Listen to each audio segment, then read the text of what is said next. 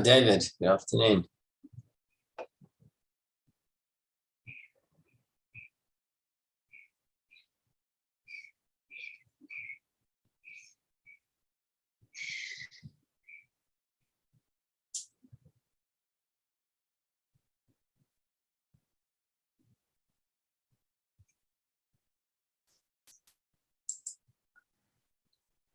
Okay.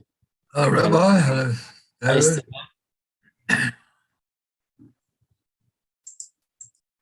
Share the screen in a moment. I think there's some parts of the country that are in the midst of load shedding. We might not affect people that otherwise would be here. Rabbi, Stephen, David. Good afternoon. Hi. Hello. We've had load shedding here. Yeah, we've got load shedding now. Just started a few minutes ago. Yeah, I think we only have later tonight, but it will actually affect us. Anyway, so possibly some others that might be stuck because of it. Yeah, anyway, it's level 4, so it might be, I don't know for how long. 4 hours, 3 hours, 2 hours, I don't know. I think in Cape Town, luckily, I don't think we ever have more than 2.5 hours. I think in Joburg, sometimes you get 4 hours at a time, eh? I think for level 4, it might be 4 hours. Yeah. Yeah. Okay. Anyways, best of luck with that. Okay. I'm going to share the screen. Can we all see this?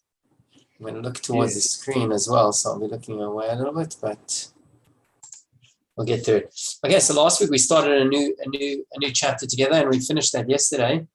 And today we start a new section, which is a follow-on on the theme. Maase Hakorbanot.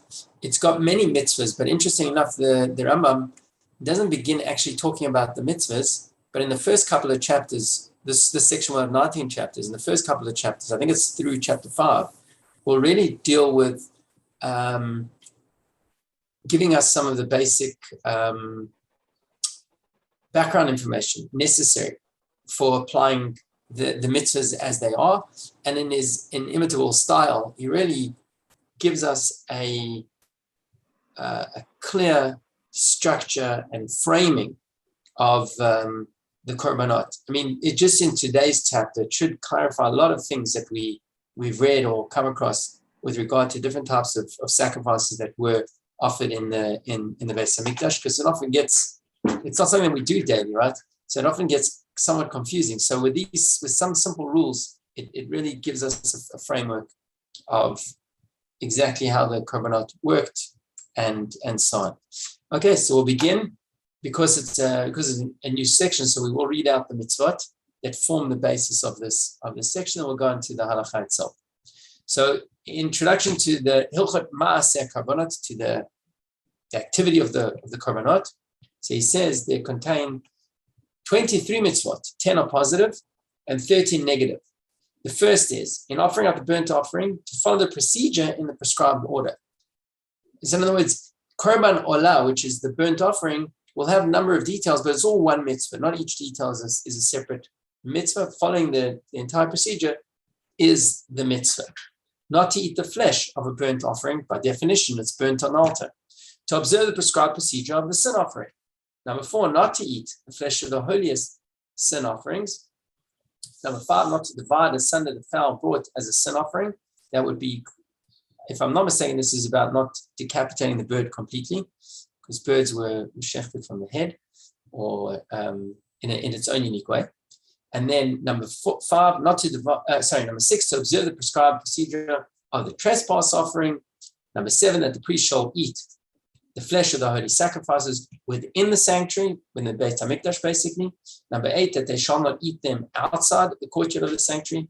Number 9, that a stranger, meaning someone who's not a Kohen, shall not eat any portion of the holy sacrifices. Number 10, to observe the prescribed procedures of the peace offerings, different types of korbanot.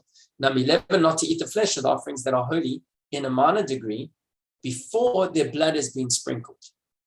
Okay, we've kind of referred here to a higher level of holiness and a lower level of holiness amongst the korbanot, and we'll learn about which ones are which. But as we can see here, that a critical component of any sacrifice was the sprinkling of the blood. Number 12, in offering up a meal offering, to observe the procedure specifically prescribed for it in the Torah. So this is separate to animal offerings. There was also meal offerings. Number 13, not to put oil in a meal offering brought as a sin offering. And similarly, when it comes to sin offering, not to put frankincense upon it. Those were additives that were added to a meal offering, but not in the case of the sin offering. Number 15, the meal offering of a priest shall not be eaten. Number 16, the meal offering shall not be baked as leavened bread. Going to make sure there's no chametz. Number 17, the priest shall eat the rest of the meal offering. A handful has been offered up after a handful has been offered up onto the altar. Number 18, that one shall fulfill all his vows and bring his freewill offerings on the first of the 3 festivals after making such a vow or promising such an offering. So there were certain, as we'll learn, korbanot that were prescribed, and then there were those that an individual would donate on their own free will. So the ideal is to bring it by the next time you're going up to the Beit HaMikdash, which would be on the coming Pilgrim festival. Number 19 is not to delay fulfilling one's vows or bringing one's free will offering or executing other obligations. And this would really be beyond 3 festivals. That's what the delay would be. To offer up all sacrifices in the chosen national sanctuary, that means korbanot must be brought in the Beit HaMikdash. To bring all hallowed things outside Israel to the national sanctuary, you've got to bring it to the Beit HaMikdash. Not to slaughter sacrifices outside the courtyard of the Beit HaMikdash. Not to offer up sacrifices outside the courtyard of the Beit HaMikdash. So once we have that space designated, all associated activities with the korban is done there at the Beit HaMikdash. Again, 23 mitzvot. We're not going to specifically focus on the mitzvot today, but we're going to first give the ground rules, as it were, for what was brought as what. And we'll see what that means in a moment. So these mitzvahs are explained in the ensuing chapters. We begin today's chapter, the first chapter of Maase Hakorbanot, with the following characterizations. All of the sacrifices of living animals come from 5 species alone. And we'll see what those species are. And there's subcategories within each, but cattle, sheep, goats. Cattle basically is, for the most part, cows or types of cows, ox, young and old, and so on. Sheep, goats. And then, in addition to the animals, there was certain birds that were brought. That was the turtle dove and the small doves. We've defined a little bit. It's basically a younger dove and an older dove within a specific age bracket. What we'll see is that as we look at the different sacrifices that were brought from animals, sometimes they had to be male, sometimes female.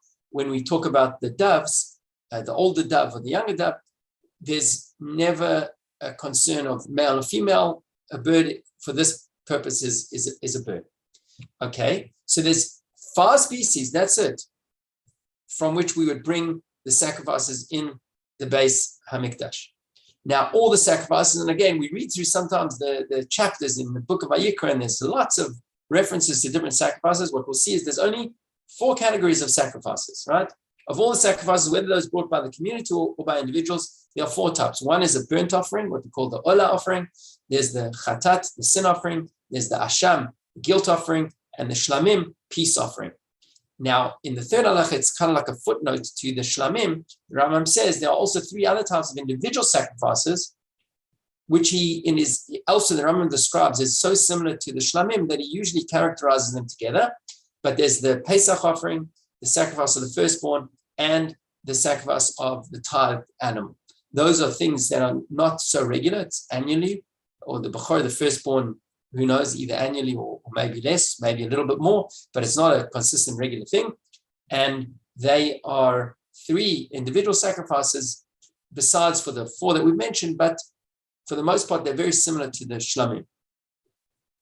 Halacha Daled. All of the communal offerings are burnt offerings or sin offerings. So as we've implied, there are 2 types of offerings, either one that's brought on behalf of the entire community or one that is brought on behalf of an individual. When we talk about communal offerings, only 2 of the categories apply: a chatat and an ola, a sin offering and a burnt offering, i.e., not a peace offering and not a guilt offering. Those are never brought as a rule as a communal offering. There are no communal peace offerings, except there's one exception to this: the 2 sheep offered with the bread that is waved on Shavuot. Shavuot had a special bread offering, which was called the Shlamim, and together with that, there were 2 sheep. That's the exception. That's the only peace offering that would ever be brought as a communal offering. They are called the sacrifices of communal peace offerings. The community never offers a guilt offering, nor a fowl. So whenever you have a korban that is on behalf of the community, it's always going to be an animal, not a bird.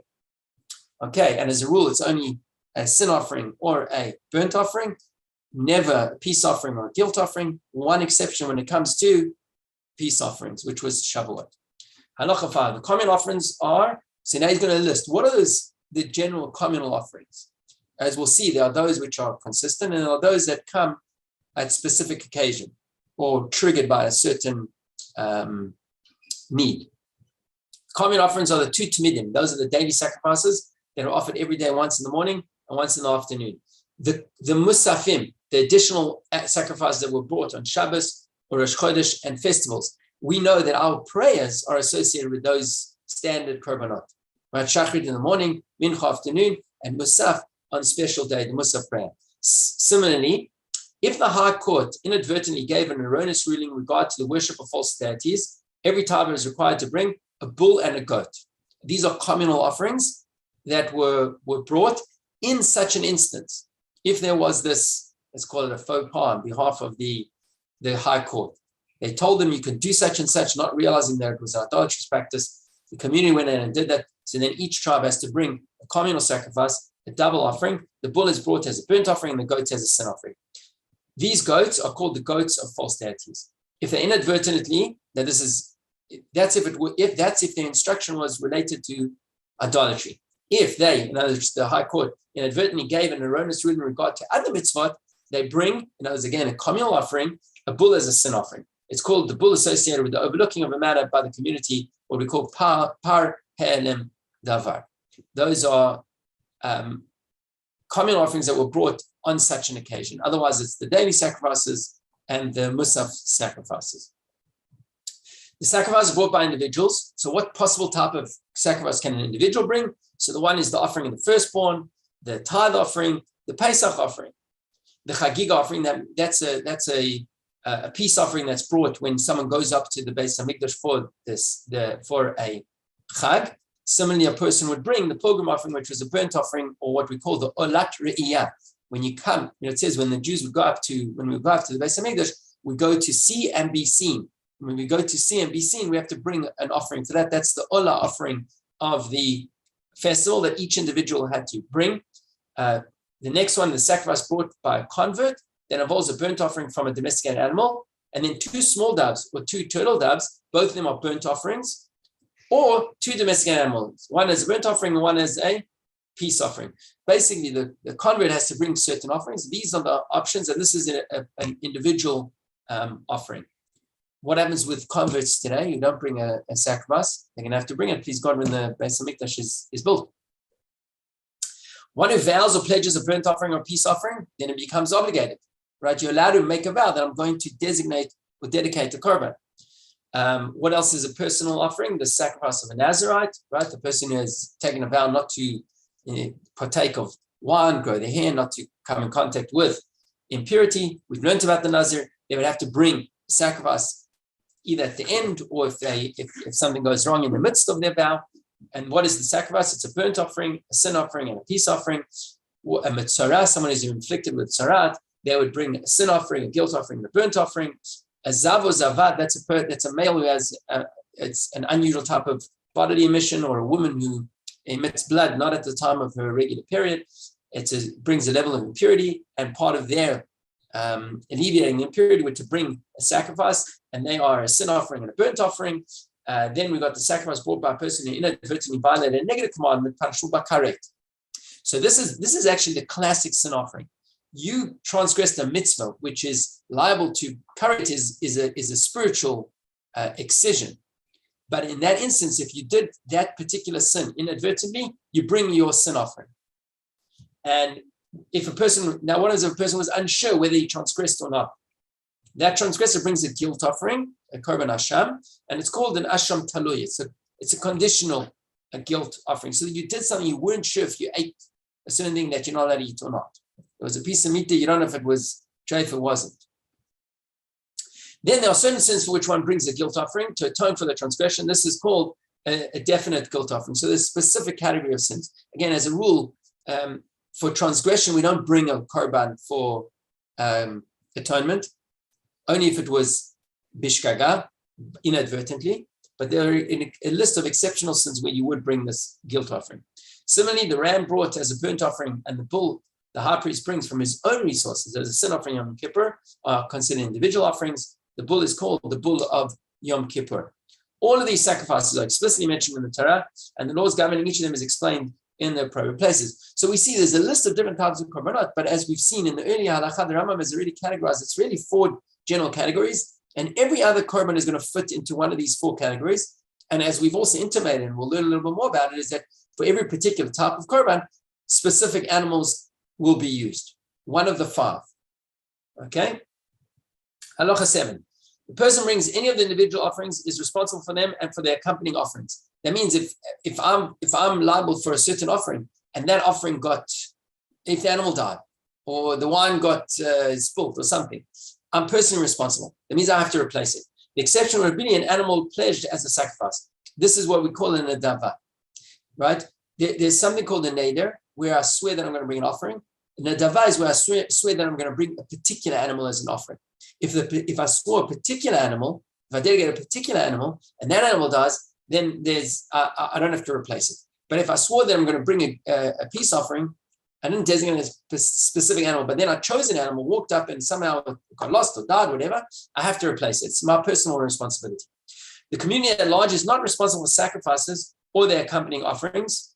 That means for communal offerings. If a sacrifice was offered, they are responsible for its additional offerings. But if you actually brought the animal, then the additional offerings you would have to replace or make sure they are brought. When an individual sacrifice was required to be offered at a fixed time, it is like a communal offering and the person is not responsible for it. Essentially, the common offerings that he's referring to have a defined time when they need to be brought. If that time passed and you didn't manage, you don't have to, there's nothing to replace it anymore. So similarly, an individual offering that was for a particular time, if you missed that time, you don't have to then bring another offering. The responsibility is, so long as it's within the proposed time that you need to do it, then you lost it or something happened, then you're responsible to replace it. Halacha 8. All of the animals brought as burnt offerings must only be male. So now we're starting to see that an oil offering must be a male. It may be brought from a sheep, goat, or cattle, whether large or small, and we'll define what large or small means shortly. And they may also be brought from turtle doves and small doves, whether male or female. Okay, so burnt offerings can be, if it's from an animal, it will always be male. If it's from a turtle dove or a small dove, it's male or female, doesn't really matter. And it could be of any age. That's what it means, large or small, as we'll define shortly. A sin offering may be brought from these 5 species, from male and females, from small ones and large ones. So a sin offering is a little bit broader. It's not restricted to male animals. It could be also female animals. A guilt offering may be brought only from male sheep. So this is now even more precise. Only male sheep. There are guilt offerings that come from large members of this species. So we'll see that the term keves, or sheep, can refer to older and younger, right? In other words, come from small members of the species. Large and small really means older or younger. And again, we'll define that shortly. What about peace offerings? They may be brought from sheep, goats, or cattle, male or female, whether large or small. A fowl may not be brought as a peace offering. Okay, so each category has its particular animals that can or cannot be brought. The broadest is the sin offering, right? Can be male, female, from any species, animal, or bird. All the others are a little bit more restricted. Now, when describing an animal as small, what do we mean? The intent is one between the age of 8 days old and a full year. An animal less than 8 days old cannot be brought as an offering. So a young animal, or what he calls here, translates as a small animal, is an animal between 8 days and 1 year, from day to day. Okay. Now, if the year was declared a leap year, so now that animal is 13 months, that's still considered within the year. Okay. Large. What does large or an old animal mean? This is until 3 full years from day to day for cattle. So for cows, large animals, it would be up till the age of 3. For flocks, which includes sheep and goats, until 2 full years from day to day. From this age onward, the animal is considered as old and should not be brought as an offering. Okay, so young animals means from 8 days till a full year. large animals or all the animals means from 1 year, and we'll be a little bit more specific about this in a moment, from 1 year, either till 3 years or till 2 years, depending if you're talking about a large animal like cows, oxen, and so on, or if you're talking about sheep and goats, then it's till 2 years. Now, interesting enough, he says over here, Sha'ot monin lekadashim. When we talk about the age of an animal, we're very precise to the hour, meaning if their lives were an hour longer or an hour was subtracted from their lives, they are unacceptable. So if an animal was born at 3 p.m., it will only become 1 year old at 3 p.m. a year later, not at sunset of that day. Unlike when we count human years, right? When do you celebrate your birthday? You don't wait to the exact time of day when you were born. And here I'm talking about even halachically, right? A girl at 12 will become 12 as soon as the sun sets on the date of her birthday. Or similarly, a boy will become 13 bar mitzvah at sunset as it turns to the date of her birthday. You don't have to wait to the exact minute. But interesting enough, when it comes to animals, and this is learned out from the psukim, that it's specific to the hour. Now, and this is how particular it is. He says, what's implied? When it's required that a sacrifice be less than a year old, right? In other words, it has to be a young animal. Because over a year, right, then it's considered a large animal. So if it's a specific sacrifice, it requires a young animal. So if an hour was added to its years, it is invalid. In other words, if it was born at 3 p.m. and you bought it at 4 p.m., it's too late, even though it's the same day, right? Even if it was merely a year old when it was, listen to this, even if it was merely a year old when it was slaughtered, so you slaughtered it at 2 p.m., but then you only sprinkled it at 4 p.m., right? It was slaughtered and an additional time was added before its blood was sprinkled on the altar, it's invalidated. It must be less than a year until the time the blood is sprinkled on the altar. Similar laws apply with regard to all sacrifices. What we see here also is that the sprinkling of the blood is a critical part of the offering. Halacha 14. When the Torah uses the expression a male sheep, a female sheep, or generally sheep, so kvasim, right? Keves, kavsa, kvasim. The intent is an animal in its first year. When it uses the term ayil, a ram or rams, what is it? Implies males in their second year of life, meaning in this, right? Because up until 2 years old, that's when we said it's called old. Now it gives us something a little bit more specific. It says, when is an animal called a ram? When 31 days of its second year of life pass. On the 30th day, however, it is not acceptable, neither as a sheep nor as a ram. At this stage, it's called a pilgas. So interesting, right? When it comes to sheep, there's an interim stage when it cannot be brought, not as a young animal and not as an old animal. So from 1 year and 1 day till 1 year and 30 days, it's an interim stage and cannot be brought as a sacrifice. It's called this pilgas. Now, whenever the expression a calf is used, the intent is an animal in the first year of life. So here we're talking about cows, oxen, that type of animal. The term bull implies that the animal is in its second year of life, right? And here we know it's actually up until the third year as well. The term a goat, kid, so seir, right? So you got keves and ayil, which is one category. Then you got bakar, and you got par and egel, which is the category of bakar. And then you got izim, you got seir izim, which is the kid goats, which is up until a year. And then you got the seir, which is a goat that's considered the older goat. And that's through the second year, it's called a goat. So it's interesting, when it comes to sheep, it seems to be that there's that month where they cannot be used. When it comes to goats, it seems what the Rambam is saying is that from 1 year and 1 day through to the second year, it's already considered a goat. That's an older goat, and that can be used for those korbanot that allow for an older goat. Halacha 15. All of the communal offerings are male. All of the communal sin offerings come from goats or from cattle. None are bought from sheep. Okay. All of the communal burnt offerings are from sheep or cattle. There are no burnt offerings from goats. Okay. So there's no sin offerings from sheep and no burnt offerings from goats. All of the sin offerings brought by the individuals are female. Okay, they may be eaten by the priests, and they do not come from cattle except 3. The sin offering of a king, which is a goat, and is eaten. The sin offering of the anointed priest, so this is the high priest who was anointed. This is to the exclusion of the high priest in the time of the Second Temple, who never actually were anointed, but just took on the position by wearing the garb of the Kohen Gadol. And that is a bull, and it's burnt. and it's called the bull that comes because of the violation of any mitzvah. And the third exception is the bull brought by the high priest on Yom Kippur. It is also a sin offering, but that one also is burnt. So again, as a rule, the sin offerings brought by individuals are female, except in these three cases. The nasi is a goat, and the sin offering of the anointed and the Kohen Gadol on Yom Kippur, it is a male. Halacha 16, all of the communal sin offerings are eaten, with the exception of the goat offered on Yom Kippur, whose partner is sent to Azazel. Okay, so as a rule, the communal sin offerings are eaten, and again, they come from the goat. The goat's brought because of the violation of the prohibition against idol worship, and the bull brought because of the violation of a law forgotten by the high court, those earlier examples that we spoke about. The bull that comes because of the violation of any mitzvah, and the bull brought because of a law forgotten by the high court, are all called bulls that are burnt, meaning they're not eaten. The goats brought because of the violation of the prohibition against idol worship are called the goats that are burnt, also not eaten. Thus, there are 5 sin offerings that are burnt, 2 are individual offerings, and 3 are communal offerings.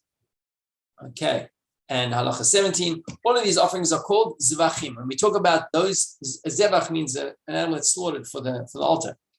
All of the burnt offerings, sin offering, guilt offerings, and the 2 sheep brought as peace offering and shuas are called sacrifices of the highest order of sanctity, what we call in Hebrew kadshei kadashim.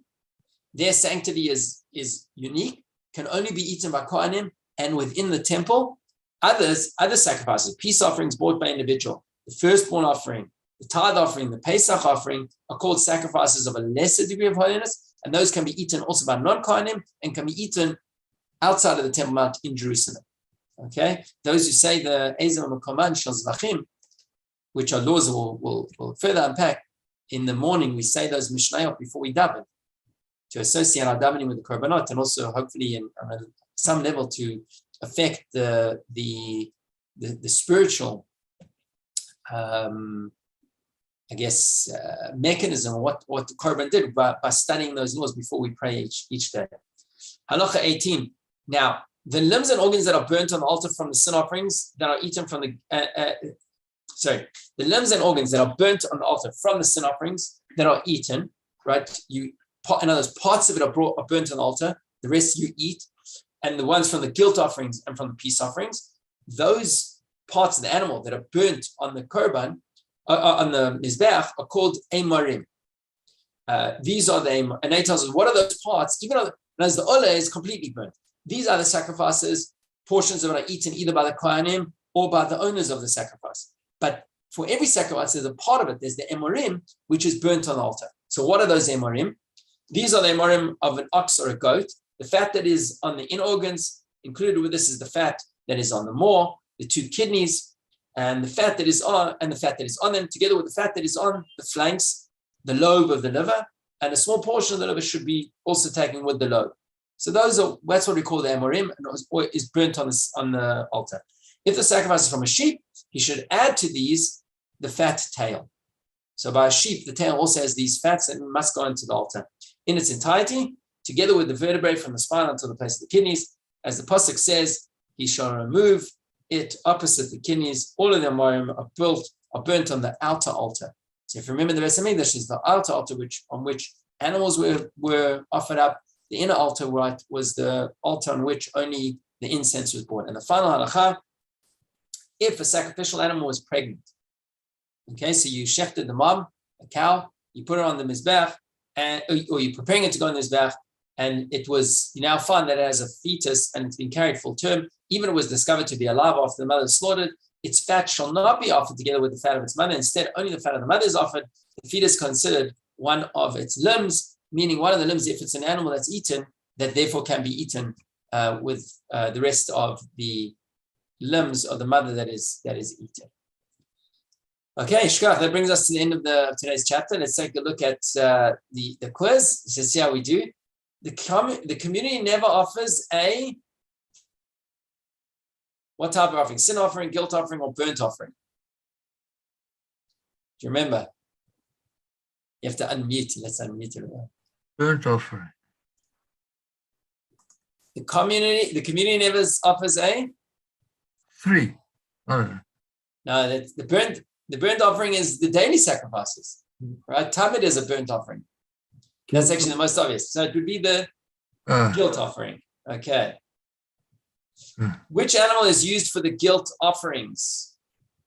I also got to think about this now. A male ram, a male sheep, Goat. a male goat. Was it the male? Which animal is used for the guilt? Not the sin offering.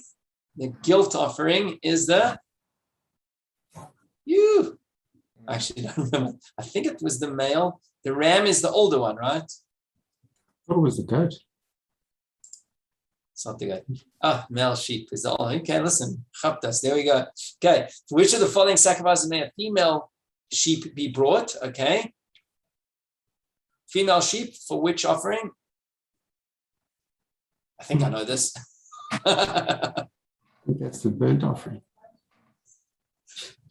Yeah, I think it's a sin offering. Sure. Okay. Right, we said the sin offering is it said the individual, right? Yeah. When are cattle considered to be large? Okay, cattle, right? Very specific. When are they between the age of 1 and 3 years old? When they reach 3 years of age, when they're between the ages of 1 and 2 years old. Right? Cattle as opposed to sheep and goats. Between 1 and 3 years old. Okay. And 3 years old. Okay, there we go. So we chapped us on one of those.